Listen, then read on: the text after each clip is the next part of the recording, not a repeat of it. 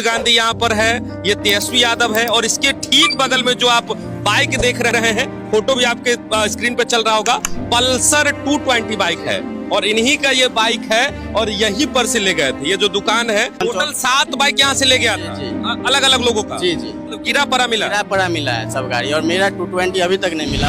यात्रा निकाल रहे थे, वोट अधिकार यात्रा, वोट छोर गद्दी छोर का नारा लगा रहे थे और खुद बाइक चुरा करके भाग गए। जी 22 तारीख को इनका बाइक ले गए और आज 30 तारीख हो गया, मतलब लगभग 4 दिन हो गए। 4 दिन में कोई रिस्पॉन्स नहीं मिला, कहीं से कोई उम्मीद नहीं जगा। बार बार बोल रहे थे 1 से 1.5 किलोमीटर तक में हम आपका बाइक दे देंगे, बस फोटो वीडियो करके हम आपका बाइक दे देंगे, लेकिन वो बाइक अभी तक नहीं रिकवर हुआ। और यहीं पर वो बाइक लगा हुआ था जहां पर एसपीजी के कमांडो चाय पीने के लिए आते हैं और इनका बाइक लेकर के चले जाते हैं। यहीं पर बाइक लगा हुआ था, मतलब कि बाइक लेकर के गया राहुल गांधी के एसपीजी के कमांडो 27 तारीख को वोट अधिकार यात्रा के दौरान, और इनको एमएलसी साहब कह रहे थे कि आप सनहा जो दर्ज करवाई उसमें 28 तारीख का डेट है। मतलब कैसा ये वोट अधिकार यात्रा, ये समझ में नहीं आ रहा है। वोट की बात हो रही है और किसी का सामान गायब हो जा रहा है। यहाँ से सीतामढ़ी बुलाया जा रहा है, ढाका बुलाया जा रहा है, मोतिहारी बुलाया जा रहा है, लेकिन फिर भी इसके बावजूद भी ये बाइक जो इनका पल्सर है ये मिल नहीं पा रहा है, दे नहीं रहे। गजब टू विवाद।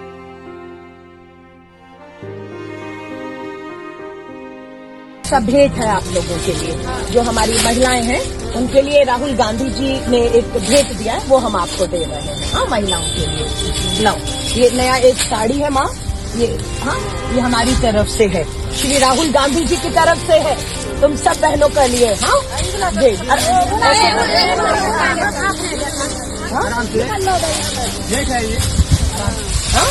अभी राहुल गांधी जी निकलेंगे तो धन्यवाद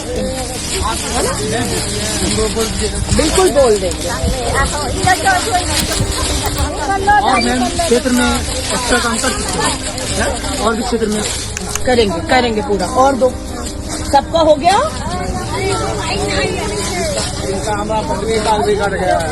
इनका क्या है मैम केस? ठीक है, ये टोपी पहनो, बारिश हो रहा है और वैसे भी तिरंगा टोपी है, राहुल गांधी आ रहे हैं, इसी से पहचानेंगे। लगा लो टोपी, लगाइए सब लोग, तभी राहुल गांधी जी एकदम से रुक पाएंगे, है ना। हाँ, लगा लो महिला को साड़ी दो, ये लो माँ। एक केस और है, दो सब महिला लगा लो, टोपी पुरुष को भी दे दो। न्यू वोटर ID कार्ड जो 2 महीने हुआ है, वो अभी डिलीट हुआ है। करेंगे आप सब, हमारा जानकारी कागज कहाँ है इनका, ये ना। ठीक है भैया, नाम नंबर है, हम करेंगे।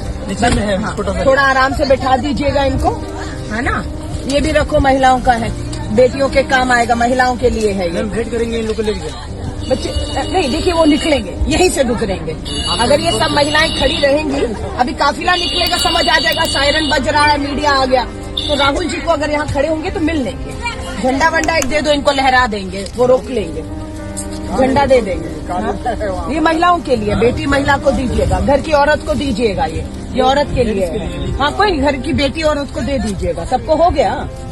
हाँ, ये बेटी औरत के लिए है, बेटी बहन जो भी है, हाँ दे दीजिएगा। ये महिलाओं के इस्तेमाल करने का अधिकार है। टोपी सबको मिल गया, ये झंडा लहरा दीजिएगा राहुल गांधी जी के लिए, है ना। रोक देंगे, अपना निकाल दीजिएगा, और दे दो झंडा, दे दें, और चलो लहरा दीजिएगा। तो टोपी सबको मिल गया, पहन लीजिएगा, झंडा लहरा दीजिएगा। अभी आने वाले हैं लाइन में।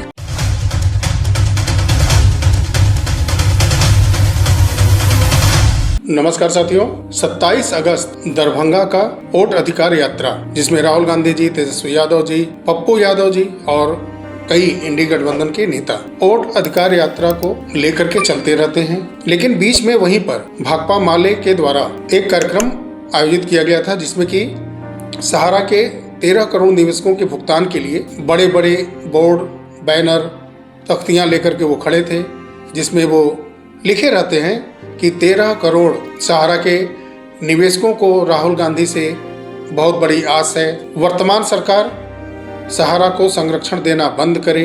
ऐसे ऐसे कई तख्तियां लेकर के लोग बड़े बड़े रोड पर खड़े थे और वो राहुल गांधी जी को अपना ज्ञापन देना चाहते थे सहारा के मुद्दे पर। लेकिन राहुल गांधी जी जब आते हैं वहां पर तो वो उधर देखते तक नहीं है। उनके इंडी गठबंधन का एक दल, भारतीय कम्युनिस्ट पार्टी ML का कार्यक्रम 13 करोड़ निवेशकों से जुड़े सहारा के मुद्दे, जिसमें करोड़ों निवेशक बिहार के हैं, करोड़ों वोटर सहारा से जुड़े बिहार के ही हैं। कितने बड़े मुद्दे को जो करोड़ों वोट बिहार के अंदर दिला सकता है, और उनका इंडी गठबंधन इसको संचालित कर रहा है। वहां से ये अपनी यात्रा लेकर के निकलते हैं और इसको नजरअंदाज कर देते हैं, उधर देखते तक नहीं। किसी तरह से उनके गाड़ी के पास जाकर के ज्ञापन देने में कार्यकर्ता कामयाब हो जाते हैं। मैं इंतजार कर रहा था, इसीलिए वीडियो थोड़ा लेट इस बारे में मैं लेकर के आया हूँ 1 सितंबर का, कि हो सकता है कि उस समय भागदौड़ यात्रा के दौरान वो नहीं रुके, उस मुद्दे पर बात नहीं किए, सहारा निवेशकों से बात नहीं किए, अपने साथी गठबंधन के भारतीय कम्युनिस्ट पार्टी के सदस्यों से उन्होंने बात नहीं की। भागदौड़ का समय था वो। मैं इंतजार करता रहा कि हो सकता है कि शाम को प्रेस कॉन्फ्रेंस में उस ज्ञापन के बारे में बात करें, सहारा निवेशकों के बारे में बात करें। बहुत आशा थी कि 1 सितंबर को जो उनका वोट अधिकार यात्रा का समापन है, वहाँ जबकि बड़े बड़े इंडी गठबंधन के नेता भी होंगे और रहे भी, हेमंत सोरेन जी भी वहाँ आए थे, उसमें बहुत बड़ी आशा थी हमको। लेकिन इतने बड़े मुद्दे पर 1 सितंबर को ना राहुल गांधी जी बोले, ना तेजस्वी यादव जी बोले, और पप्पू यादव जी जो कुछ दिन पहले सहारा के मुद्दे पर थोड़ा बहुत टिप्पणियां किए थे, उस दिन वो भी न्याय यात्रा में थे, लेकिन वो भी सहारा के मुद्दे को नज़रअंदाज करते उधर देखा तक नहीं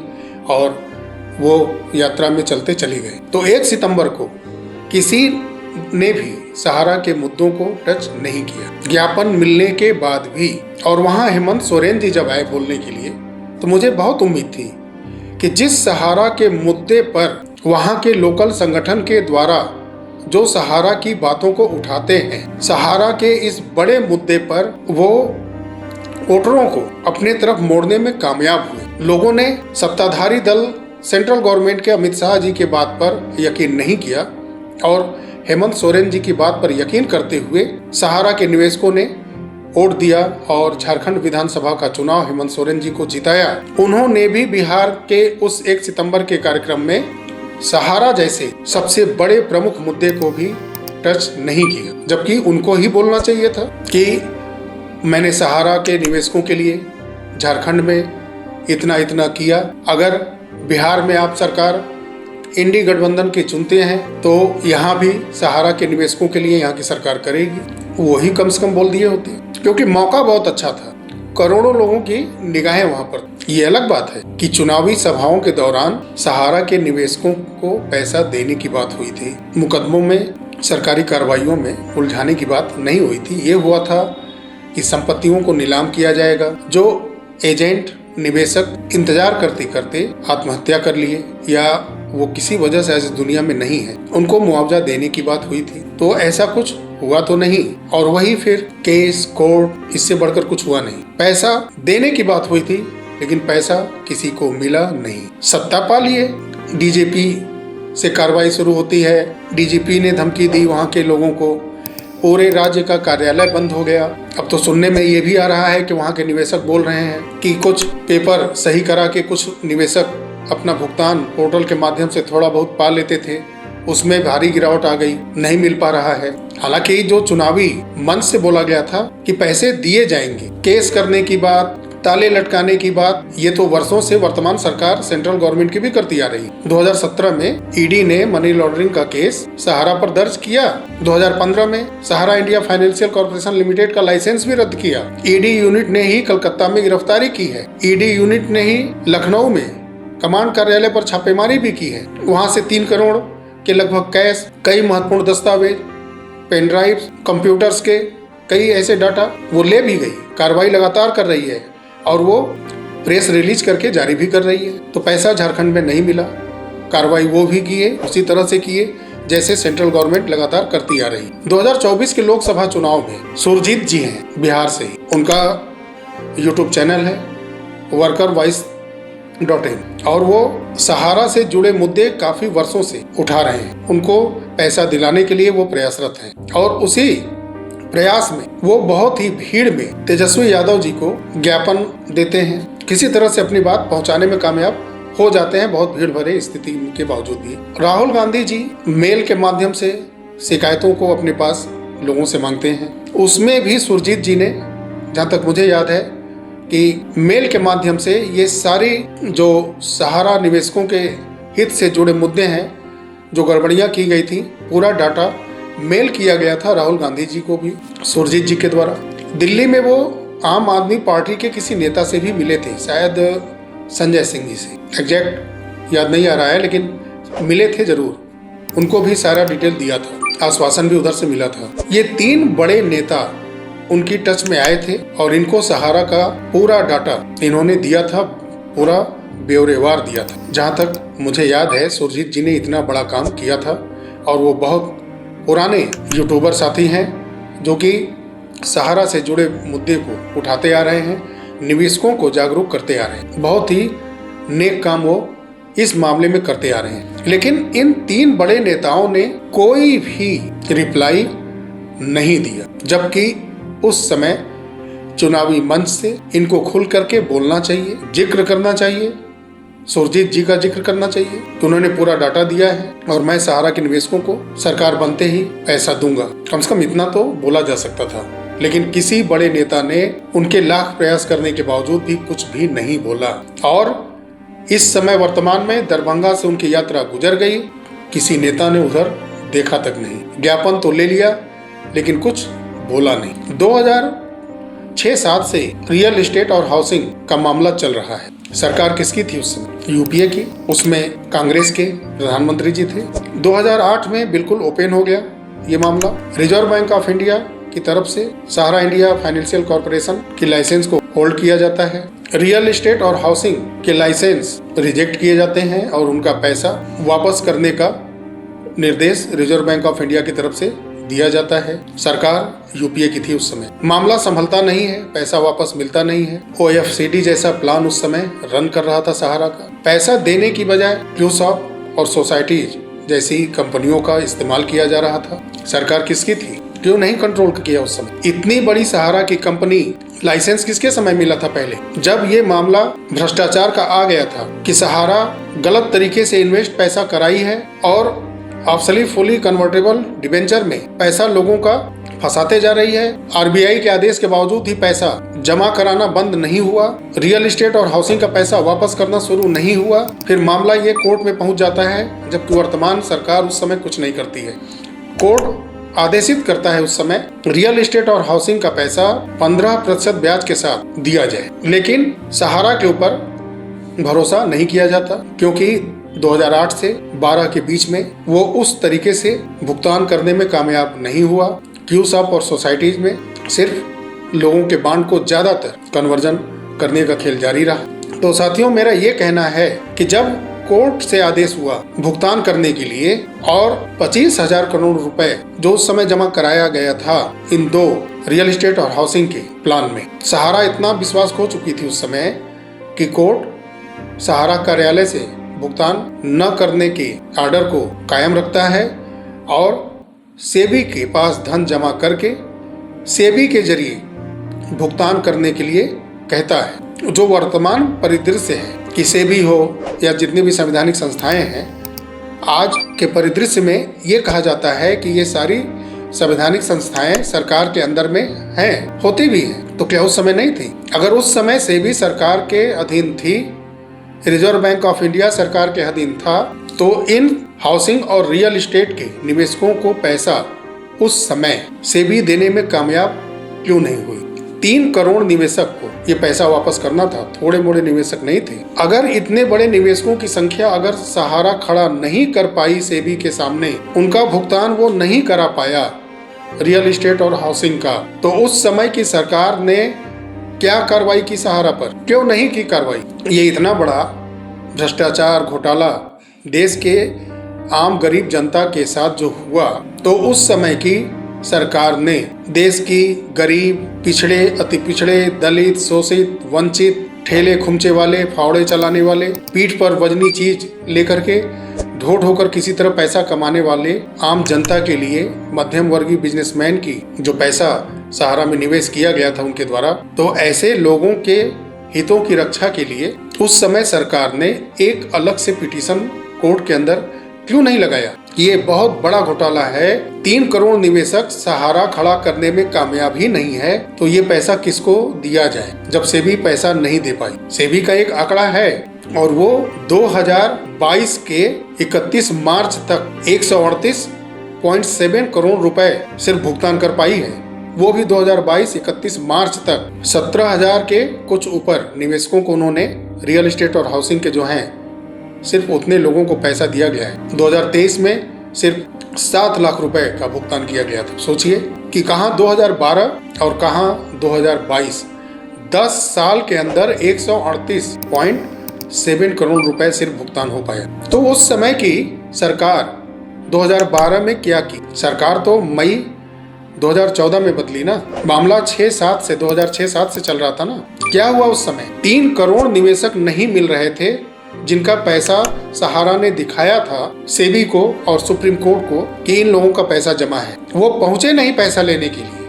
पैसा वहां है, निवेशक नहीं है। तो सहारा के सभी कार्यालय उस समय क्यों नहीं जांचे गए? इन निवेशकों की पड़ताल पूरे देश में क्यों नहीं की गई? जो आज वर्तमान गवर्नमेंट से मांग रखते हैं, वो मांग देश की सबसे बड़ी विपक्ष की पार्टी से वो सवाल क्यों नहीं करते हैं कि आपने क्या किया उस समय? क्यों साहब के निवेशकों के लिए क्या किया? सोसाइटीज के निवेशकों के लिए क्या किया? क्योंकि 2012 तक ये सारा खेल हो चुका था। सारी चीजें उस समय ओपन थी। सरकार के लोग उसमें इन्वॉल्व थे। वो संस्थाएं जो ऑडिटिंग करती थी उस समय, सारा कुछ सरकार के कंट्रोल में था। तो अपने देश के 3 करोड़ निवेशकों के लिए उन्होंने क्या किया? ये सवाल खड़ा होता है कि नहीं?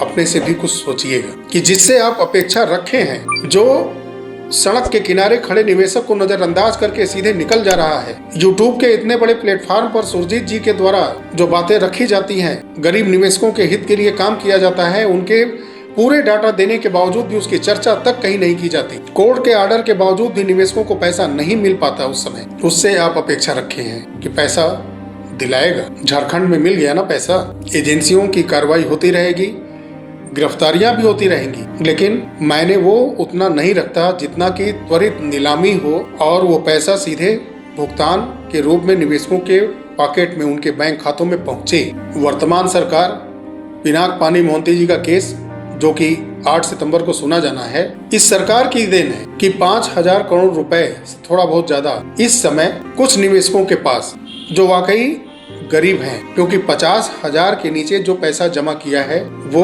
बहुत अमीर तो नहीं हो सकता, गरीब ही है। तो उसका पैसा देने की कोशिश सरकार की तरफ से है। वर्तमान सरकार पिनाक पानी मोहंती जी के द्वारा दायर याचिका की वजह से सुप्रीम कोर्ट के देखरेख में एक पोर्टल लाती है और वर्तमान की परिस्थिति में पिछले कुछ वर्षों की जो परिस्थितियां सहारा निवेशकों के भुगतान से जुड़ी बीती हैं, भुगतान का एक जरिया सिर्फ पोर्टल ही है। क्योंकि रिजर्व बैंक ऑफ इंडिया के आदेश के बावजूद 2008 में, 2012 में सुप्रीम कोर्ट के आदेश के बावजूद भी भुगतान करोड़ों निवेशक को नहीं किया गया। वर्तमान में सिर्फ सीआरसीएस पोर्टल एक स्थान है जहां से आंशिक रूप से ही भुगतान हो रहा है। बहुत ही घटिया है, बहुत ही लापरवाह है। सरकार की ढेर सारी कमियां हैं कि वो कड़ाई से कार्रवाई नहीं कर रही है डाटा लेने के लिए, डेफिशिएंसी को खत्म करने के लिए। सुप्रीम कोर्ट भी काफी लचर है, कैसे बड़े जनहित से जुड़े मुद्दे को वो सुन नहीं रही है। लगातार सुनवाई करके ऑर्डर जारी करना चाहिए, खुल करके स्पष्ट ऑर्डर जारी करना चाहिए और उस पर निगरानी भी रखनी चाहिए कि संपत्तियों को नीलामी हो, उसको सूचित किया जाता रहे और पूर्ण भुगतान ब्याज के सहित जो बॉन्ड सहारा से दिए गए हैं और जो मेच्योर हो चुके हैं, जो आने वाले समय में मेच्योर होते जाएंगे, जो पूरा अमाउंट उनका बनता है, जिनके पैसे से सहारा ने प्रॉपर्टियां बनाई हैं, उन प्रॉपर्टियों को बिक्री करके सुप्रीम कोर्ट और सरकार के देखरेख में लगातार निवेशकों के जेब में, उनके बैंक में दिया जाना चाहिए। ये सुप्रीम कोर्ट की देखरेख में होना चाहिए ताकि उनके आदेश के बाद कोई भी रुकावट कोई पैदा न कर पाए। मेरा यही मानना है कि जो भी पैसा किसी को अगर दिया जाता है तो 1 लाख तक का ही आप लिमिट बनाते और जिसका भी देते, अगर किसी का 50,000 ही जमा है तो एक मुश्त 50,000 एक साथ देते ताकि उसके घर में कुछ काम बड़ा होता। किसी का भी पैसा एक बार में दिया जाए। किसी को 10,000 मिला है और उसका अभी भी प्रोसेस में है, अगला अमाउंट आया ही नहीं। ऐसे बहुत सारे लोग हैं। तो सरकारें वो हो या ये हो, चल उसी सिस्टम से रहा है। आने वाले सरकार आप बदल दीजिए, सिस्टम वही रहेगा, नहीं बदलेगा। जो लोग ये उम्मीद लगाए बैठे हैं कि पैसा मिल जाएगा, वो झारखंड से सबक ले लें।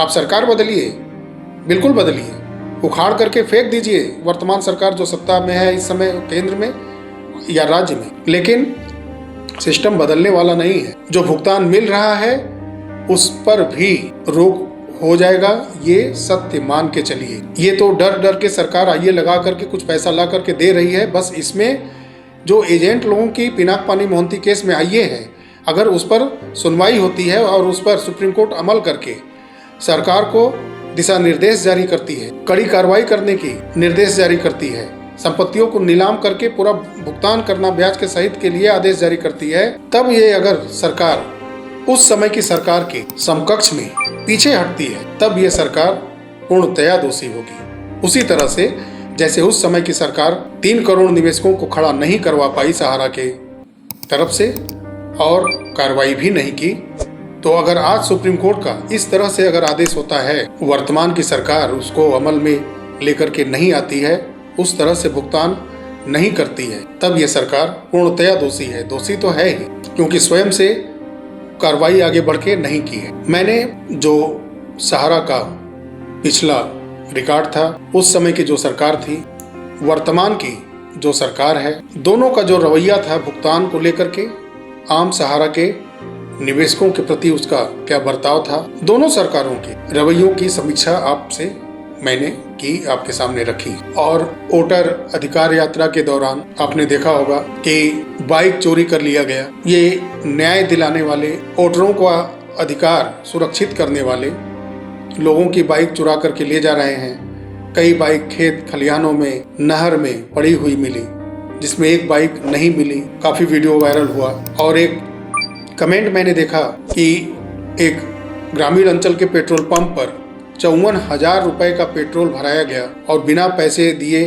वहां से दबंगई करते हुए लोग चले गए। तो ये पता नहीं किस प्रकार का वोट अधिकार यात्रा था, जिसमें पब्लिक को नुकसान पहुंचाया गया, पेट्रोल कंपनी को नुकसान पहुंचाया गया। ये समझ से परे है, समझना आपको है। चलिए, वीडियो काफी लंबा हुआ, मिलते हैं अगले वीडियो में, तब तक के लिए नमस्कार, जय हिंद, जय भारत, वंदे मातरम।